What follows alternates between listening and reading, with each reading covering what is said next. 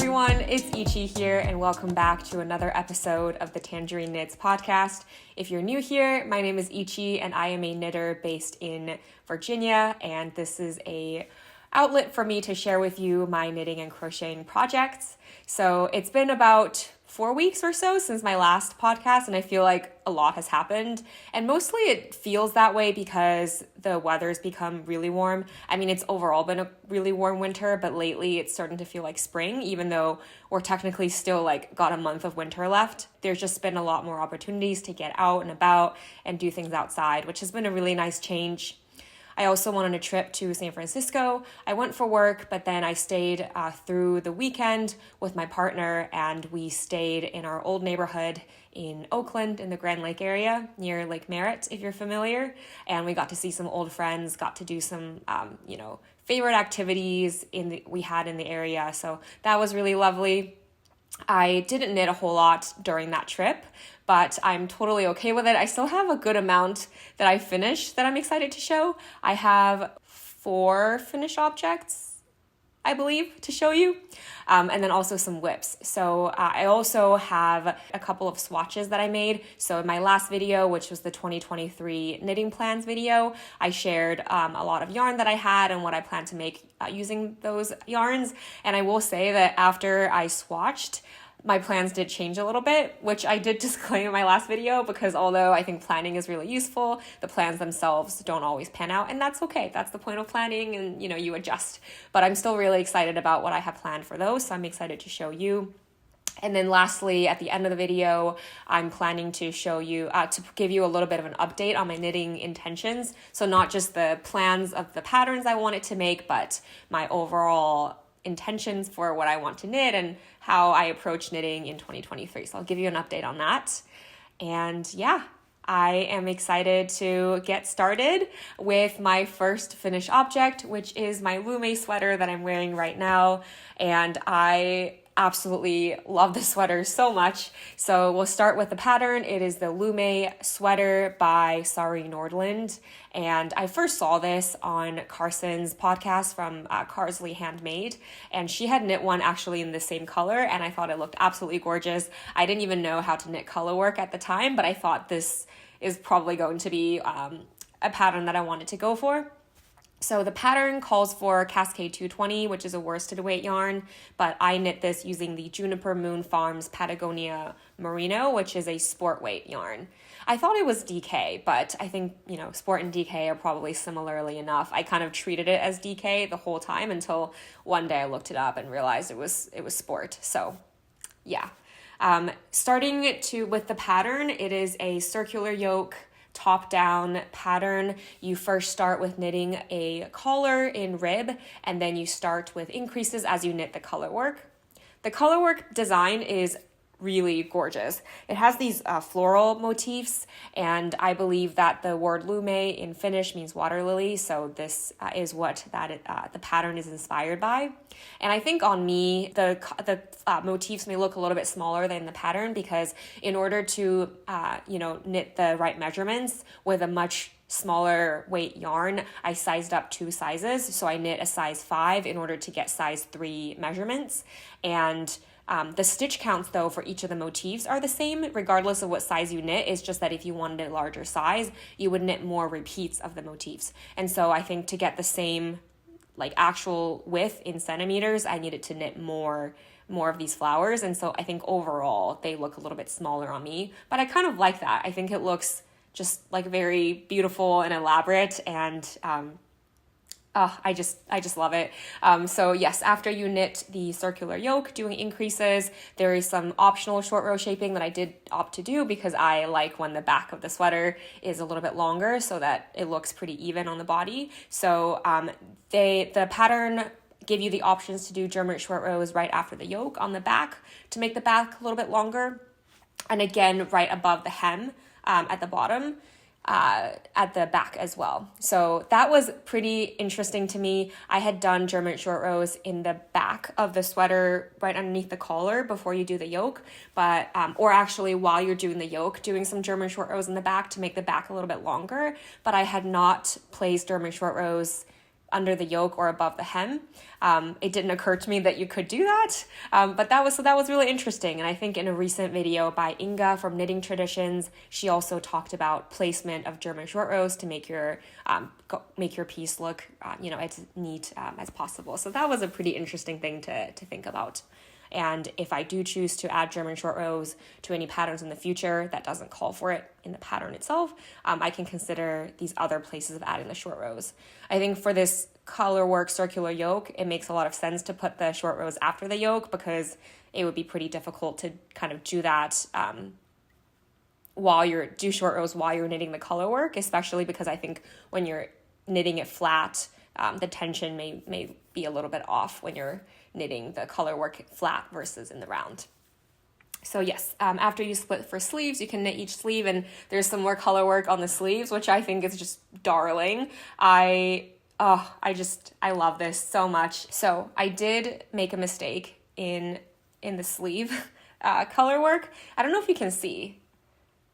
I'm gonna hold it up and give you a moment to see if it's very noticeable to you. I think it's one of those things, like if you see it, then you'll always see it, but I am deciding to just let that go, unlearning my perfectionist tendencies, one negligible mistake at a time. So the mistake is, I didn't realize it until after I finished the second sleeve, but in the first sleeve that I made, under like this leaf motif, I forgot another row. So I think you can see that the leaf on this side is a little bit smaller than the leaf on this side. Compared to this one, like that leaf row looks a little bit bigger, this one. I don't know if you can tell. But yes, I decided to just let that go. I don't think it's really that noticeable, and while I could cut and graft it, we're letting mistakes go. So yes, I'm still very pleased with it. One thing about this yarn is that I knit using a pretty loose gauge. So the pattern called for 4.5 millimeter needles, and I knew I wouldn't meet gauge called for in the pattern using my yarn because it's a sport weight versus a worsted weight. I just tried to knit a couple of swatches and find the fabric that I think I like the best. So I knitted a stockinette swatch. I like the 4.5 millimeter fabric, so I decided to go with that as the gauge for the stockinette, one color stockinette in the round. The pattern does suggest that you go up a needle size for the colorwork yoke and then go down a needle size for the ribbing, which is pretty common. So when I started, I planned to use the 4.5 as the stockinette, and then 5 millimeter, and then the rib would be 4 millimeter. Yes, the rib would be 4 millimeter. But I did find that after I started knitting the body for a couple of rows after the yoke, I just felt like the gauge looked really loose and really holy, and so I sized down to 4 millimeter needles for the rest of the body. It blends in pretty nicely. I'm not noticing any differences from when I switched needle sizes. I think it's also possible that my tension changed for whatever reason, but yes, I just switched to 4 millimeter needles halfway through the body, and then for the ribbing, I just sized down from that, so I used 3.5 millimeter needles as opposed to the 4 millimeter needles that I planned. For the sleeves though, at first I did also try to do a 4 millimeter for the one color stockinette part. So this was 5 millimeter needle for the yoke, and I tried to do 4 for the sleeve. But then maybe because it's smaller circumference, there was an obvious change in tension between the yoke and the sleeve. I think typically when people knit smaller circumference, the tension can tend to be tighter. So when I sized up 2 needle sizes and was doing small circumference, there was just a weird lump in this transition. So I kind of ripped that back and then just went with the 4.5 millimeter needles for the body, for the sleeve.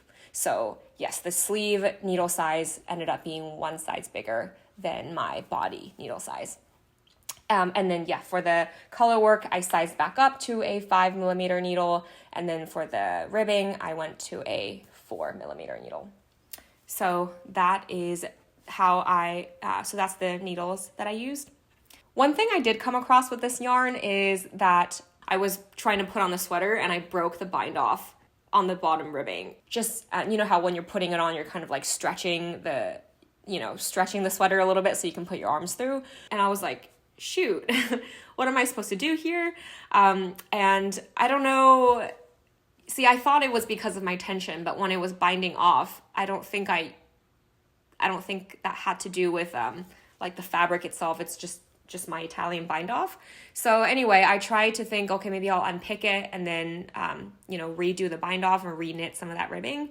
But it was pretty difficult to bind off. I think this was after I had blocked it already. So maybe it became a little bit, everything kind of started to mesh together. This yarn did bloom beautifully, I'll have to say. So I think when it bloomed, the fibers got a little bit stuck together. So it was pretty difficult to unpick. And so I ended up I don't know what's the proper way to do this in this situation, but I think I just ended up like trying to felt it. And I didn't felt it properly or anything. I just kind of like took the fabric and stabbed it a bunch of times with my knitting needle, hoping that it would just felt.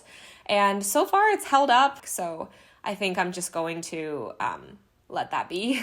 But that was pretty interesting. And that made me more aware of the strengths of the yarn that you use and how it can just break like that. So for example, I think if I knitted something using this yarn again, I might even try to knit it in a tighter gauge than what I chose to this time. I mean, it's not sheer at all. Like after it bloomed, I will say that before I blocked it, it looked a little bit holy, not too bad, but after it bloomed, it's like really not sheer at all. But I'm just thinking that if I were to knit something that's really lacy with like yarn overs and eyelets and things like that, I probably should be careful about using a really sturdy yarn versus just using a thin wool yarn, which because it could very easily break. Another thing about this yarn is that when I bought it at my local yarn store at the recommendation of this really awesome sales lady at the yarn store, she gave me the heads up that when she knit a colorwork sweater using this yarn, it grew a ton. So she showed me some pictures of a sweater where the sleeve was at first just like bracelet length, but then after she blocked it, it became like full length.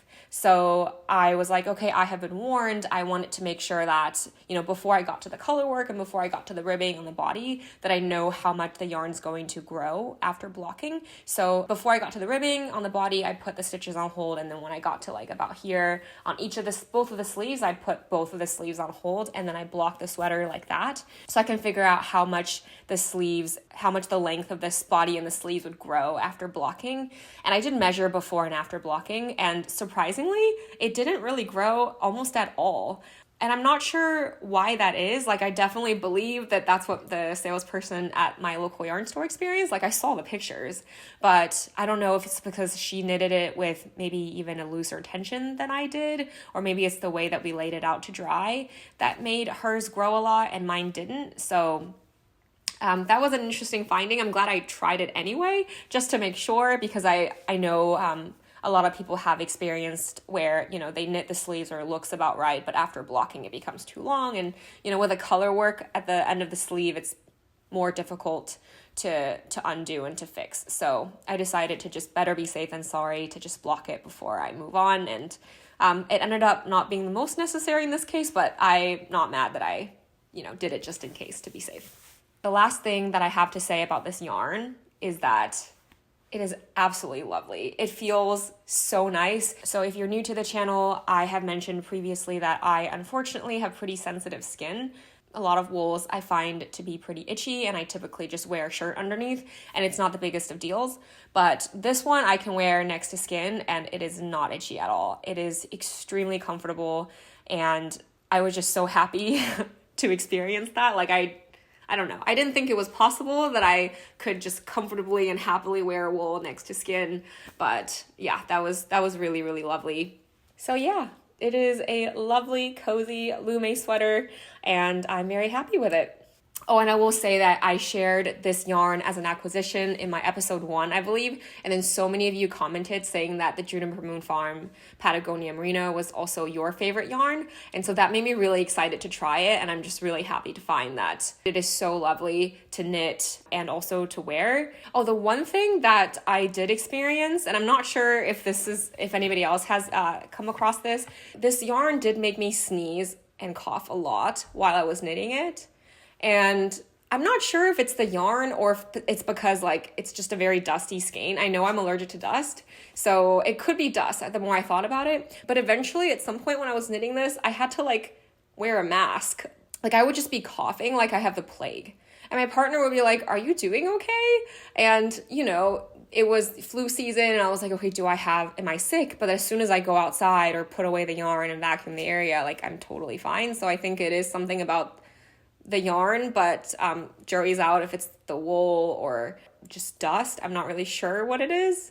That did make me take a little bit longer on this because I couldn't just like knit it at any time. I felt like I had to have enough time to like, put on a mask or make sure I had time to like vacuum the area afterwards. So that was kind of interesting. Let me know if you've had that experience before or if I'm just going crazy.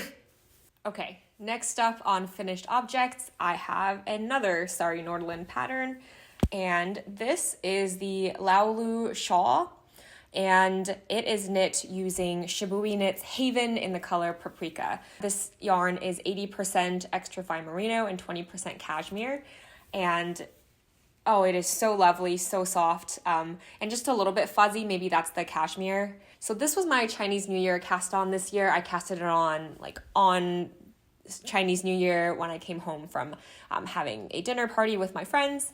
And I think in the last episode, I had only done like this much of the shawl and thought it was really fun.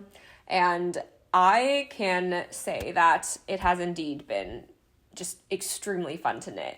The pattern looks pretty intricate and complicated, but there really is a rhythm to it where once you get into it, it's just like, gotta do one more row.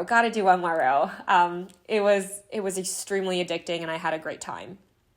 I also didn't want to pressure myself to finish it before the end of Chinese New Year, which is, I think, 15 days. But I actually did end up finishing it on the last day of Chinese New Year. So that was a pretty nice way to kind of, I guess, celebrate the end of the Lunar New Year. So that's been really great. A couple of things I changed about the pattern is, number one, the pattern is a triangle and this is kind of more of a trapezoid. And that's because I knew that I wouldn't have enough yarn to make the full size because I had just one skein of this yarn that I got from my local yarn store and there weren't any more there. So I just decided to, do a one skein type of thing. And so because of that, I tried to figure out when I can, I guess, stay in pattern, but also remove extra repeats so that I can, at least get it to be long enough that I can wrap it around my neck.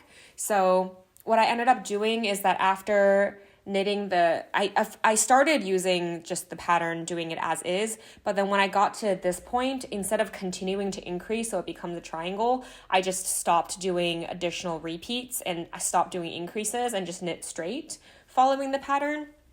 I also, if you're familiar with the pattern, I skipped chart 3 and went straight to chart 4 when I found that the pattern matched from what I had knit up to this point. And then when chart 4 starts to tell you to do the decreases. And so I just continued on like that. I did weigh the yarn as I went to make sure that I had at least like half of the yarn remaining to keep going. And in the end, I actually did still have like a good amount left. I think I had like 6 or 7 grams left, which doesn't sound like a lot, but the whole skein was like 25 grams. So I had like still a good percentage of the yarn left. And in retrospect, I think I could have kept going a little bit longer during this like straight portion so that the overall shawl can be a little bit longer. But I don't think I'm going to like cut into this just to use up the yarn to make it like a couple inches longer. So yeah, anyway, that aside, this yarn is absolutely lovely. I had such a great time knitting it. And I think this is like maybe the most gorgeous red I have ever seen in my life. It's like mostly red, but a little bit orangey as well. And especially like in the sunlight, I feel like it just glows from within.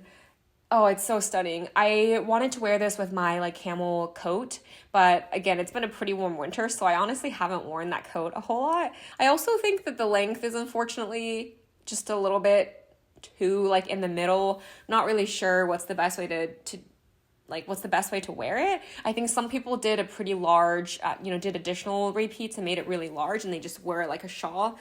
Obviously, I can't relate. This is not going to work. Like, this is the miniest of shawls, but they wore it like this and you can see the beautiful lace pattern in the back. And also a lot of people wear it kind of like a scarf where you just, I know these colors don't match at all. It clashes like crazy, but you can like wear it like this. Kind of like how people wear the Sophie scarf, I also try to, wear it, like wrap it twice around my neck. So like this. But then I feel like you can't see the beautiful lace at all when you wrap it and scrunch it like this. So I don't know. I mean, it's like really comfortable and I'm sure it's still a nice pop of color, but you just can't really see the lace anymore. So I think because of that, I'm not really sure if the size that I made it in is the most practical. But I do think that like just as a decorative little scarf, I can still wear it to keep the back of my neck warm. And it was just a really fun process. I consider it like an excellent process knit. Yeah, and I definitely would consider making another one. I just love this pattern. It is absolutely gorgeous with the eyelets and then the cables. And again, it was actually pretty intuitive to knit. Yeah, it was really fun. And then this yarn is just, so stunning. It is so soft and comfortable, and I adore this color. I think I want to knit an actual garment using this color. I think that would be nice. All right, so that is the Laulu Shawl. My next finished object is also knit using Shibui Knits Haven, and it is a Oslo hat. Not much more to say about this pattern. It's a very popular hat for good reason. I knit one using a cascade yarn and one of the superwash merinos in the color cherry for my partner, and he absolutely loves that hat, wears it all the time, and I decided to use the Shibui to knit one for myself. And this color is called Caper. It's like an olivey green color, but yes, it's pretty snug. I knitted it exactly to pattern using the triple brimmed with a triple brim, and I haven't blocked it yet, so the stitches are a little bit wonky. So I think yes, I do want to block it soon. I shared in my last video that I basically casted this on as like a fidget knit, just a thing to knit when I don't have to think about anything and want something to do with my hands. And this is just a lot of like knitting in the round and eventually you get to do in the decreases. So yeah, it was really nice. Because of that, I knit it really, really fast. I feel like I knitted this in just like a couple of days. I think I'm going to try and get better at writing down the days when I cast on a project and when I fully finish it. I think that would be pretty nice to look back on. But yeah, I don't remember exactly how many days it took me, but it was fast. So yeah, this is my Oslo hat. I do think that the fit of this hat, it's very snug. And I think if I were to knit a hat for myself, which I do want like a cream colored hat, I think I'd look for a hat with like more room on the crown. So yes, but given how warm it's been, I don't really know if I need another hat like during this season. So that's probably a note for me for like next winter. Oh, it's risky to put a hat on because I don't know what it's going to do to my hair, but hopefully it's okay. Oh, and I will say that I originally had gotten 2 skeins of this caper color to make the Oslo hat, which is 100 grams. And I thought that wouldn't be enough because the Oslo hat that I made for my boyfriend using the cascade yarn, I used like more than 100 grams. And so when I went back to the yarn store, I saw that they had another skein in the sale section, and I was like, oh sweet. So I snagged it, and so I had 3 to work with. But then in the end, this actually only took me like 1.5 skeins of the Shibui knits. Like, this is what I have left of the second skein that I opened. And then I realized that this yarn, because it's merino and cashmere, it's probably a lot lighter than the Cascade Superwash Merino, which is just merino. And so because of that, I think, I got the yardage I needed for the Oslo hat without needing like the same amount of the yarn. So basically now I have still 1.5 skeins of this caper colored yarn that, I'll have to think of something to do with it because it's a really lovely yarn. I just don't know if this color is the most flattering on me. I know color choice is like very, very personal, and I've still not come up with like, a general rule for like what colors look good on me. I think it has so much to do with the undertones of the color that it's really hard to say. So I'm still deciding if like I would want to use this for something for me or maybe like for a gift knit. But like the yarn itself feels absolutely incredible, even better after it's blocked. These two are the same yarns, and this one's been blocked and I haven't blocked this one yet. And this one feels like even softer. Like, it feels incredible. So yeah, this is a really, really nice yarn. Okay, now on to my last finished object. This is a vanilla sock. So I have been wearing these a lot, so if they look worn, it's because they are. So hope that's acceptable to you all.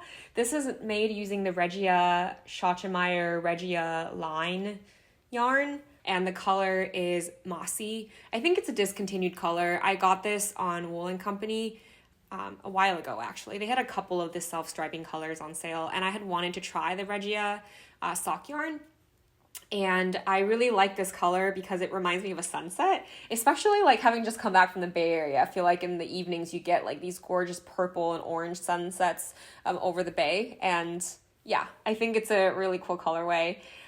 For the contrast heel and toe, I use the Hiku Kobasi, which is a non-wool sock yarn using cotton, bamboo, nylon, and silk, I believe. Again, I just use it because I already have it, and I really like the cream color of the contrast yarn. It is a pretty standard sock. I did a 2x1 rib, and it's a 64 stitch sock. And for the heel, I tried a Fish Lips Kiss heel for the first time. And so we can start by talking about the heel. So I had wanted to try the Fish Lips Kiss heel because I had heard a lot of people talk about how easy and comfortable the heel is. And I had bought the pattern a while ago. It's like $1 or maybe $3 to get the pattern, but I hadn't used it for the heel just yet because I was knitting a slip stitch heel for the previous socks that I had made.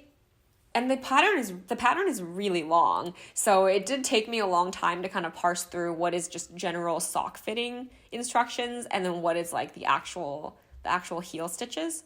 But the actual instruction for the heel part is actually pretty short, and it was pretty straightforward.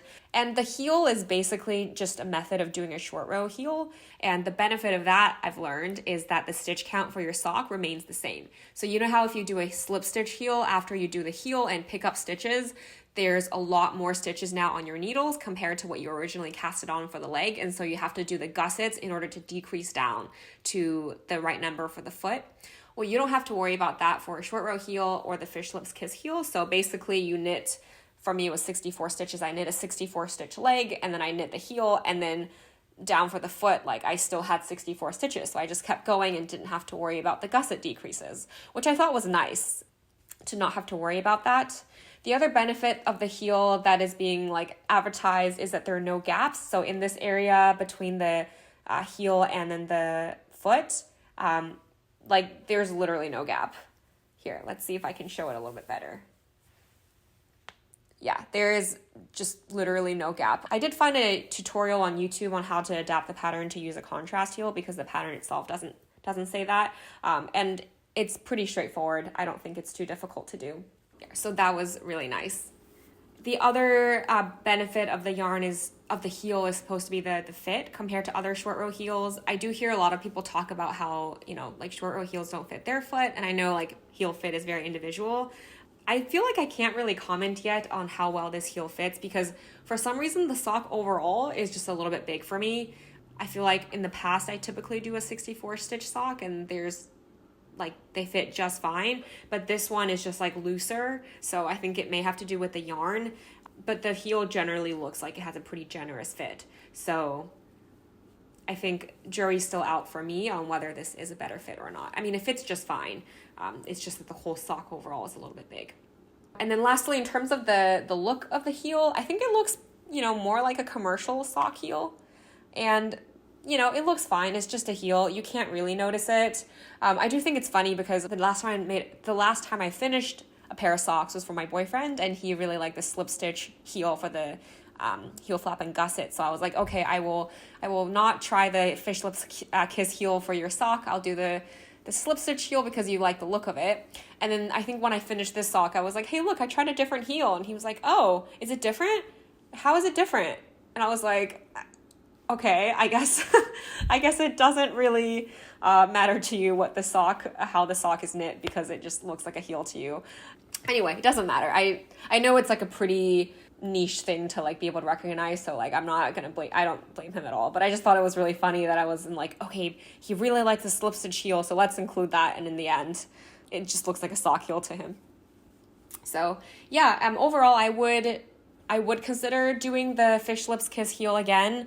I think especially when I feel like I want to make the stitch count, keep the stitch count the same for the leg and the foot, then I will try to do the Fish Lips Kiss heel.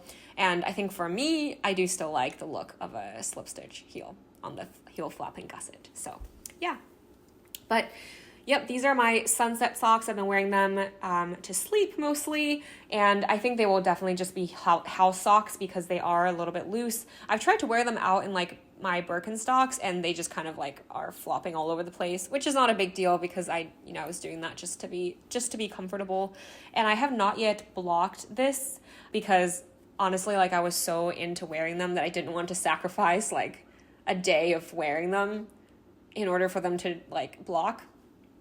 But I will eventually block these. And I wonder if the yarn will soften because, to be honest, like when I first knit these, the yarn feels like a little bit rougher than the other sock yarns that I've knit with, which is the Knitted Wit sock yarn, the Cascade Heritage sock yarn, and also the Filcolana Arwetta. All of those sock yarns feel a lot softer to me than this one. Like this one feels like a little bit rough to the hand. It's not a huge deal on my feet. At first it was pretty rough, but after a couple of wears, it feels fine, but just a note that it is a little bit rougher.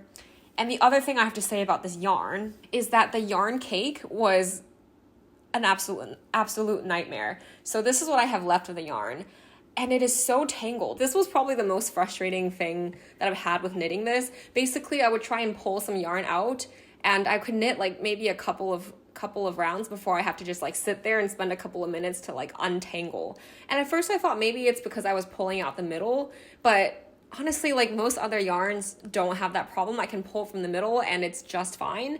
But I feel like the two yarn ends somehow in the winding experience, maybe it's just in particular to this skein and not this cake and not all the other cakes of this yarn, but I think these two yarn tails kind of got tangled in between. Like I thought, normally if things get tangled, I can kind of separate out which yarn tail's on the outside and which is on the inside and kind of like tuck that away. But they're just like very seriously tangled together. And it really slowed down my ability to knit a simple pair of vanilla socks because I was just like trying to untangle yarn. So I did not enjoy that. I have yet to weigh how much is left. I can do that now. Okay, I have 40 grams of this left. So that is a little bit less than half. So I don't know if this is enough to make another like crew length sock. Actually, for most of the sock yarn skeins that I have open, like I have a good amount left because I typically try to use a contrast heel. Like I end up having a good amount left over.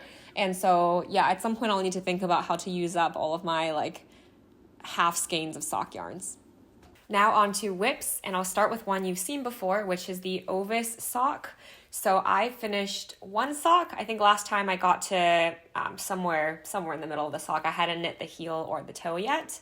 And this is the first sock. It is done, and I'm obsessed. I think the sheep are just so darn cute, and this color work makes for a really just like squishy, cozy sock. And I finished with the afterthought heel, so I can show in the other sock that's in progress. Oh yes, so in the other sock, there are all these ends sticking out, but I am almost to the point where I can make the toe. I'm like a couple of rows away from the toe, and after that I'll cut into this waist yarn, or I guess unpick the waist yarn, weave in lifelines, and knit the heel. So I made one modification on the heel here, which I think helped it fit better. So I did a couple of calculations using Roxanne Richardson's instructions, which basically has you figure out, like, based on your heel diagonal, basically using the natural like number of decreases, it's going to be a little bit tight for me. So to make it more comfortable, I just some people make increases either in the foot section leading up to the heel or in the first couple of rows of the heel. I ended up deciding to just knit, I think, 2 rounds without any increases, so at least I get a little bit more room, and that worked out really well. So I put this on and it fits quite nicely, and this is what it looks like. I think, again, at first I thought that the afterthought heel is kind of more trouble than it's worth because you have to put in the waist yarn, then you have to weave in your lifelines, and unpick the waist yarn, and it just felt like a lot of work. But I can see why it's beneficial here, because you basically can like keep knitting in pattern using the same number of stitch counts all the way throughout. I feel like I probably could have gotten away with doing like a fish lips kiss heel or something like that now that I know how to do it, so that I can knit the heel and then just carry on knitting the rest of the foot without having to go back and cut the waist yarn and all of that. I do really like the look of this heel, but I think it's pretty similar to like a peasant heel or just like a, any other type of short row heel, so I might consider that in the future. Also making the modification of knitting some extra rows in the beginning, but I'll have to look into how like other short row heels are constructed if they're not afterthought, and see if I can still make it such that I have more room before I make sure I have more room in the heel diagonal so that it fits me well. So yes, this actually fits me better than my I'll call it my sunset sock, because the overall like sock is just less wide. Like look at how much wider this sock is. It's like pretty significant. And I don't have my other 64 stitch sock anymore, because I left them at my parents' house over the holidays, so I can't really compare that. But this is pretty dramatic. So yeah, this fits like a glove though. I really, really like this, and I'm really excited to finish my other sock. Something else I'll share is that last time when I shared how I was kind of struggling with the 3-color color work here, and it did go a lot faster for my second sock. Like, first of all, I didn't have to redo this part, like 3 or 4 times when I was figuring out like tension and needle size and stitch count. I did the same thing I did last time. So for the cuff part with the 3-color color work, I needed to increase stitch count. So what I did was, so I typically do a 64 stitch sock, but for the rib, I cast it on 72 stitches using my regular needle size 2.25. And then I like increased to 2.5s for this, little stockinette part. I don't think that really matters, but I increased up to 2.75 millimeter needles for the 3-color color work at a 72 stitch count. And after I finished the sheep, I decreased back down to 64 stitches. So I made 8 total decreases evenly all around after the sheep section, so that when I got to the leg and then the rest of the foot, we're back down to 64 stitches all around. And I also decreased back down to a 2.5 millimeter needle. So basically for the 3-color color work, I sized up 2 needle sizes and I sized up stitch count. But then for the rest of the color work, I only sized up a needle. I did not increase the stitch count. And you can see there's not like a weird constricting after the second, like due to the decreases, because I think the 72 stitches really were needed to make this part not super tight. I think it's partly due to the fabric being much thicker, so that it kind of constricts laterally because the fabric is thicker. And then, yeah, after I did the decreases with the 64 stitches, it ends up being like the same width as the sheep part. So yeah, it went a lot faster. I found the 3-color color work to be a lot more manageable. I think I got used to having all of that around my knuckles. I did get some advice in the comments about how you can try to put like the 3 colors, one of the 3 strands on a different finger to tension it, which I thought was interesting. But it's just like, I feel like in those situations, I always feel like I don't have enough fingers to do all of that. But I ended up just putting all 3 on one finger, on one knuckle, and I think I just got a little bit more adept at that, and it wasn't too bad. My next work in progress is something that's sort of out of my 2023 knitting intentions video. I had mentioned that I gotten the Knitting for Olive soft silk mohair as well as the merino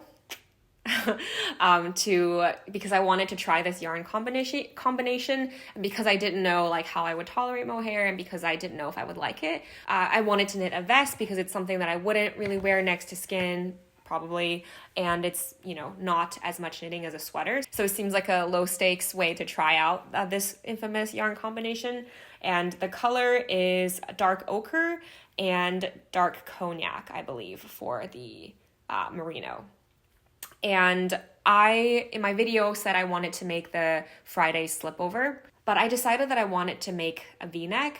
And I did look at the Friday slipover v-neck, but I noticed that the v-neck is like, it's a pretty shallow v-neck. So overall, the look of the piece is pretty tailored. And I kind of wanted like a more loose, oversized not like super oversized, but just with more positive ease, with like a deeper V. I'm not planning to wear it on its own anyway. I think I would wear something like that a little bit more. And so I looked at some other vest patterns. I considered the Stockholm slipover, but I think the depth of the V is pretty similar in that one compared to the Friday slipover. And I ended up deciding to go with the vest number 2 spring edition by My Favorite Things Knitwear.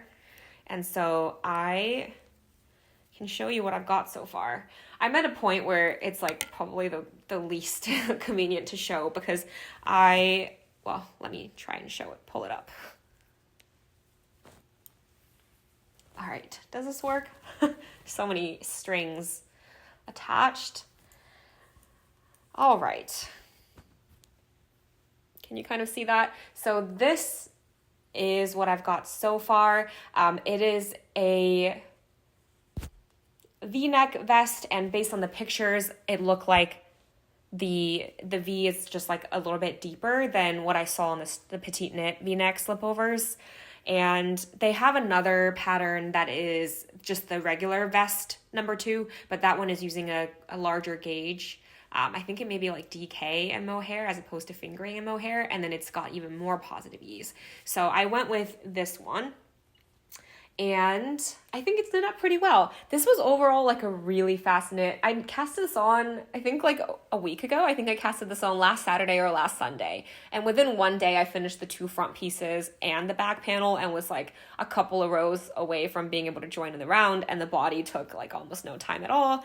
And I think a couple of days ago, I bound off I did the Italian bind off on the ribbing. And then I like procrastinated a couple of days to pick up the stitches because picking up stitches is just not really my favorite thing to do.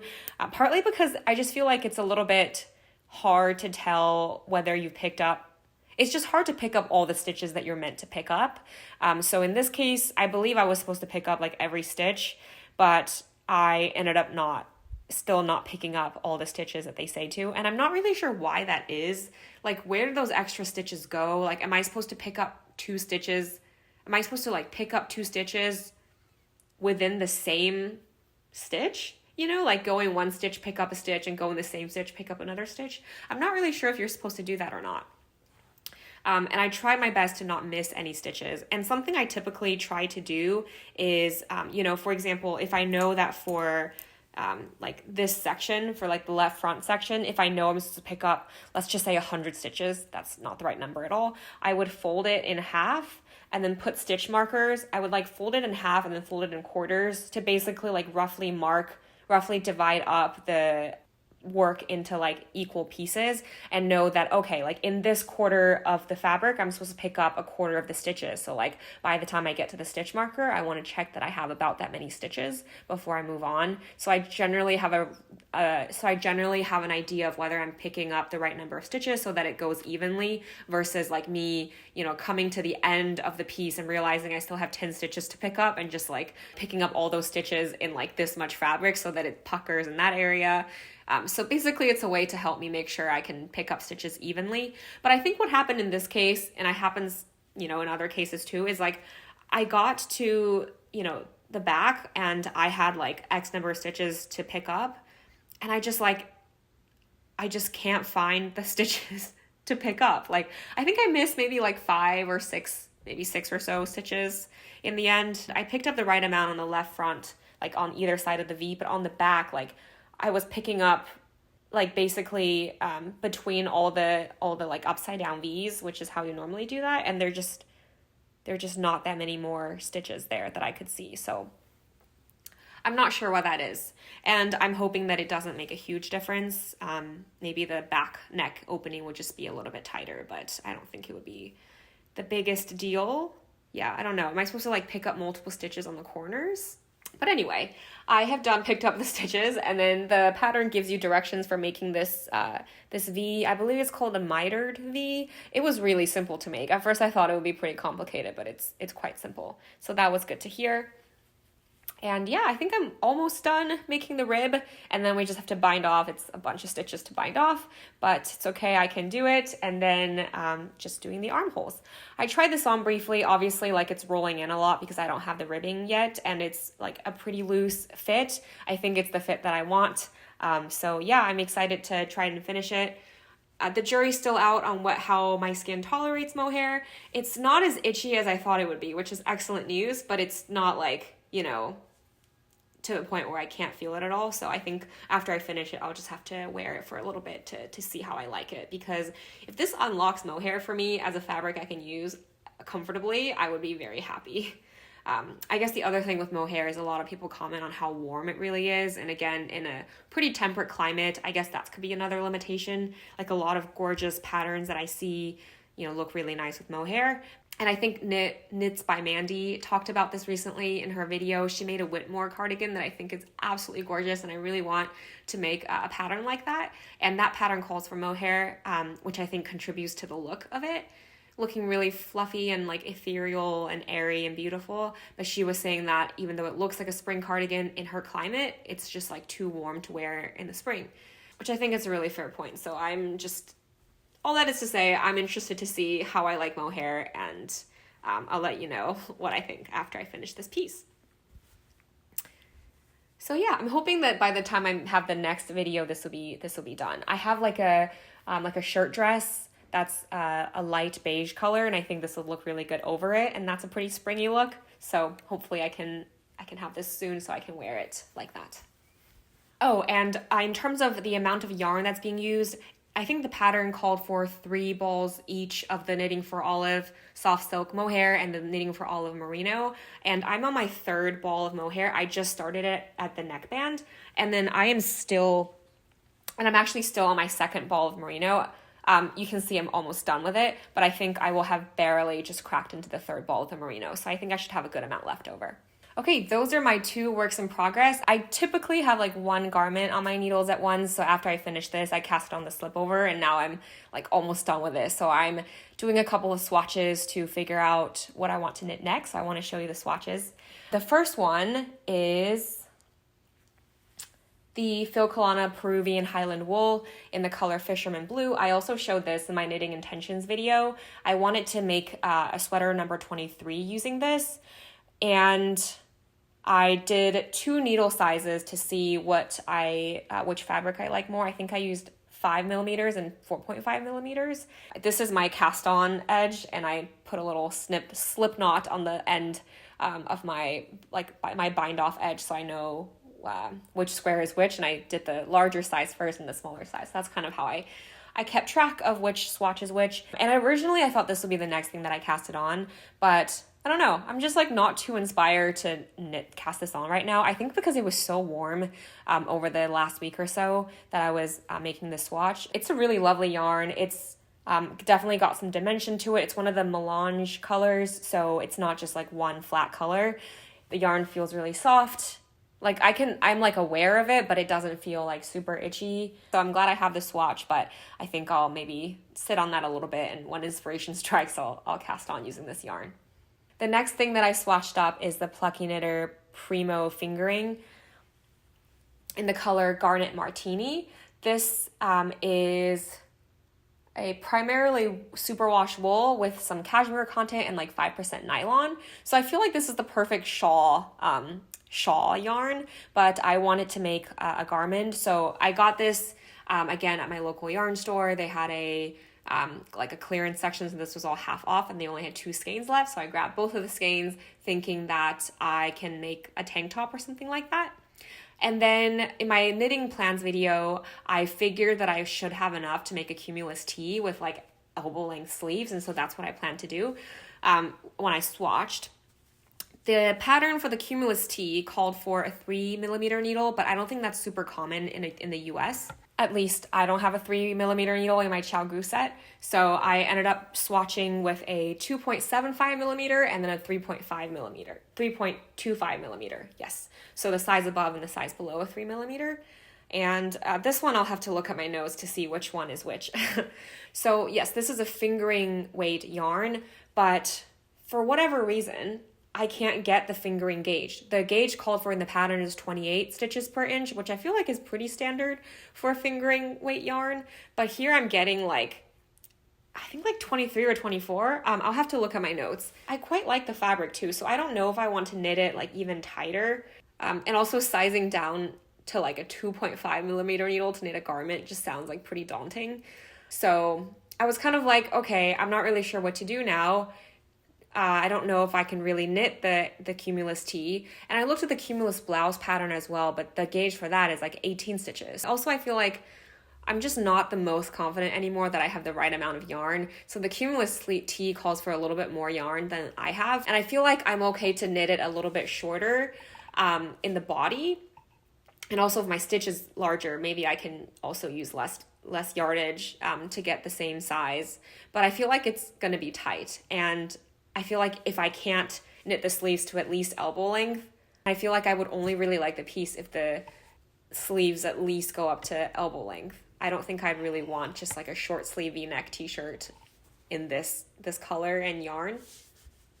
So anyway, all that is to say, my Cumulus tee plan with this yarn might not be happening anymore. Honestly, like this yarn, I originally got it to make a tank top. I mean, let's be real. I got this yarn because it was on sale, but I figured I had enough to make a tank top. So I'm once again considering just making like a sleeveless top, something like mock neck, pretty simple. I think a lot of stores sell like cashmere or, like cashmere sleeveless tops. I saw one on Reformation that was like, that almost has like a muscle tee type of silhouette with like a mock neck. I think that would look pretty nice in this very drapey fabric. So I'm considering doing that. I'm also considering doing like a drinks on the patio crop or something like that, or like a simple slip over. Yeah, it's kind of a tricky thing. Like this yarn, I have no doubt that it'll be very soft, but I don't have enough to make a full like long sleeve garment. But it's like a wintry color. I don't think it makes the most sense to me to have like a tank top or something summery using this color. So yeah, I'll have to think about that. Oh, and the last thing is I considered making a ranunculus with this because that I think is notorious for not using a lot of yarn, but this is pretty variegated. If I can show that here. Yeah, it has like pretty beautiful variegation. I just feel like when I look at the project pictures for the ranunculus, when people use a marled yarn or like a variegated yarn, the lace pattern just doesn't show up as well. And I feel like if I'm going to put in the time to make a lace pattern, I consider that, but I don't think that that's what I'm going to go for with this particular yarn. I guess this is the downside of when you just buy yarn without a project in mind. You're going to have to like, really think about what makes sense. But I think I'll try and be more careful about doing that in the future, but I already have this yarn, so I'm gonna do something with it. So stay tuned. All right, so the next and final swatch that I'm going to show is, I think, probably what I'm gonna cast on next. This is yet another acquisition from my local yarn store's clearance section. I always go there, like, not intending to buy anything. Like, literally, I went there to ask if they can wind up the plucky knitter yarn for me because I don't have a Swift and winder at home. And I was like, well, while they're winding, I'll just like peek in the clearance section, and I always leave with something. So this is one thing that I got. It's the Illimani Feli yarn. It is 70% ultrafine merino and 30% cashmere. It is got a and this is what it looks like wound up. So it's got like a merino core, right? Did I say merino?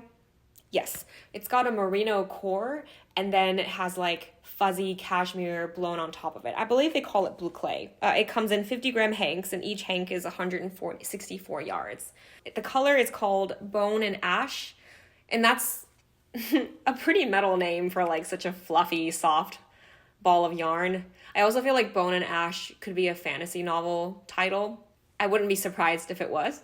But I think it refers to the white color of the merino being bone, and then the gray cashmere being ash. So it's a nice marled look. I got this thinking that I wanted to make the Stockholm slipover. And so I started swatching. Oh yeah, on the label, it says that the stitches is 16 to 20 stitches, which I feel like it's a pretty significant range. And I started with a 4.5 millimeter needle. And as you can see, I knit so many swatches. Like this swatch is on its way to becoming a scarf. I tried let's see, I started up here. I did 4.5 millimeters, 4 millimeters, 3.5, 3.25, and 2.75. Basically, this Stockholm slipover calls for a 21 stitch gauge, and I didn't need to get to 21, but I think I need to get to at least 20 or something like that. And so when I first knit it before blocking, I don't know, maybe it's because of the way it lays or that it makes it difficult to measure or something, but I was measuring like 18 stitches for the gauge, which is like far too off for the Stockholm. So that's why I kind of kept sizing down needle sizes, hoping I'd get to something closer to 20 or 21. And interestingly, after I blocked, the stitches got tighter. Well, I should say, I'm not sure if the stitches got tighter or if it's just like the way I was measuring before blocking was not very accurate. But after it's blocked and laid flat to dry, when I measured, the 4.5 millimeter needle got me to like 19 stitches. And then for all of these, I got like 20.5 to 21 stitches. So I think looking at the fabric, this 4.5 is just a little bit too gapey for me. And then between the 4 millimeter and the 3.5, I think I might like the 3.5 a little bit more. So I might end up using a 3.5 millimeter to get that like 20/20.5 stitch gauge that is close enough to the Stockholm slipover. So I think I'll end up doing that. This yarn is really comfortable. Well, at least just like feeling it, it is extremely soft. It's probably like all the cashmere fuzz that I'm feeling. Because of that, I'm not sure like how well it would wear, but oh well. Yeah, I think currently I'm still thinking to make a Stockholm slipover. The one other thing that I considered was a Whitmore cardigan, because I thought this yarn would be quite nice for that too. But I feel like just this color, for me, I more want it in like a classic crew neck sweater, and maybe I want something a little bit more vibrant for the Whitmore cardigan. Well, either more vibrant or go with like a cream. So jury's still out on that. But yes, this was not in my original 2023 knitting plans, but since I've gotten this beautiful cashmere yarn, I'm going to go for it. And yeah, I think now that I've realized I can actually meet gauge, more or less, I think I'll cast on the Stockholm slipover next. Okay, those are all my swatches, and I have 2 acquisitions to share, and it's from that same visit to my local yarn store. I saw this in the sale section. This is unwinding upon itself, but we can just look at the pretty top part. This is the Dream Color to Life Smooshie. It is their sock base. This is called the Funnest Sock Kit. I ended up getting this for like $16 or $17 or something like that. It has a main skein, which is, 420 yards, and then a mini skein that's 100 yards. So the mini skein is this charged cherry color, and then this is called No Limits. And I think it's going to be long stripes. This is like the big hank wound around itself. So it's got like, the pink, the speckled, and then this gray color. The composition is 85% superwash fine merino and 15% nylon. So, and it's hand dyed in the USA. When I got this, when I was at checkout with this yarn, the yarn store owner was like, "This is a jackpot." So I felt pretty excited to have found this. And I think by default, I'll just make socks using this. I think I can probably get 2 pairs of socks out of this.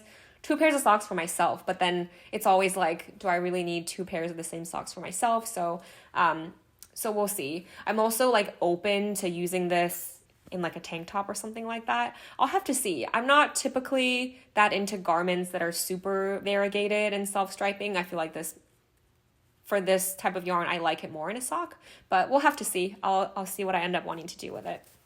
And then my other acquisition is the same thing, but just in a different color. This one is Mercado Lights and Torchwood. And this Torchwood color, the closer I look at this hank, the more I'm like, wow, it is so gorgeous. It's got kind of a sheen, and then it has like different colors of brown and beige. It's not just like one flat color. And then these like vibrant yellows, like this really deep red, these oranges and yellows. Oh, it's so beautiful. I know my boyfriend really loves these colors as well for like a sock. So I might make something for him with this, but we'll see. Hopefully there's enough that like, if I make something for him, I can still make a pair of socks for myself, because I also really like these colors. All right, so that is all the yarn and the patterns and projects that I have to show. The last thing I wanted to share a little bit more about is the other knitting intentions that I shared in my last video. So one of my intentions was that I wanted to knit socially more, and I am glad to say that I did start knit night. I think at the time of filming my last video, I went to a local yarn store. It's knit night, not the yarn store I typically go to, a different yarn store. And then I also started a knit night with my friends, just two of my friends. My friend Allison, hi Allison, if you're watching this, she has been crocheting some really cool projects, and she's going to be casting on a knitted project as well really soon, so I'm really excited. And then my friend Natalie, last time we got together, she has a lot of yarn in stash, and she's very generous about it. So she had some Patton's Croix sock yarn and was like, do you want this? And I was like, I mean, yes, I would, but like, do you want to knit socks? And she was like, will you teach me? And I was like, of course. I would be so happy to teach you how to knit socks. Yeah, that's been really fun. Another knitting intention I had was to like leave space for other hobbies because I had gotten so into knitting that that's all I wanted to do. So for example, I have been reading more again. I finished one book recently called Sea of Tranquility by Emily St. John Mandel. This is actually recommended by another knitter on YouTube, Anna Passi Trevino. In her 2022 favorites video, she mentioned that St. John Mandel was one of her favorite authors, and so I checked out one of the books, and it was a really fun read, so thank you to Anna for that recommendation.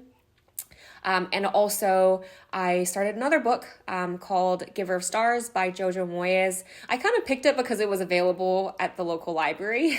I used the Libby app, which you can use to get audiobooks from your local library. And I just was looking for something that I could listen to right away. And I'd heard of that as, I think it's a pretty popular book. So I just got started there. And another book that I've had in my Kindle library that's not an audiobook that I wanted to read for a long time is called Storyworthy by Matthew Dix. He's like a storyteller who appears a lot on The Moth, which is a storytelling podcast, I think. And he talks a lot about like storytelling as a technique, not just for people who want to perform as a storyteller, but just people talking regularly, you know, in your conversations in daily life. So I thought that's been a really interesting read so far. I've been kind of making time to do that either when I wake up in the morning or like before I go to bed. So yeah, I've been very happy to be reading again. That's been really nice. And also when I was traveling to San Francisco, as I mentioned earlier, I didn't knit a whole lot. Like I brought my sunset socks. So I brought like the yarn for one of the socks. I basically finished the whole sock from cast on to Kitchener-ing the toe. I think maybe I had like a couple rows of the toe left by the time I got home, but the whole sock was basically finished, and I only really knit on the plane ride there and back. So I think one morning I had like knit a couple of rounds, but I didn't make a lot of progress. I mostly just like, you know, enjoyed my time there, enjoyed being there and being present. So I didn't knit a whole lot there, and I'm totally okay with it. I feel like I still like got a lot of knitting done anyway, even though I've been doing some of these other activities too. So that's been really nice. And of course, like knitting is not about, you know, getting a number of projects done. It's just kind of, you know, knitting things that you enjoy. So yes, I really enjoyed getting to knit and also leave room for doing other things. And I'll keep you posted on what else I get up to. And yeah, with that, I think I'll wrap up today's episode. Thank you so much for watching. And if you like this video, I would really appreciate if you'd want to subscribe to my channel. And regardless, thank you so much for being here. And I hope you have a great rest of your day. And I hope to see you again in the next video very soon. Bye.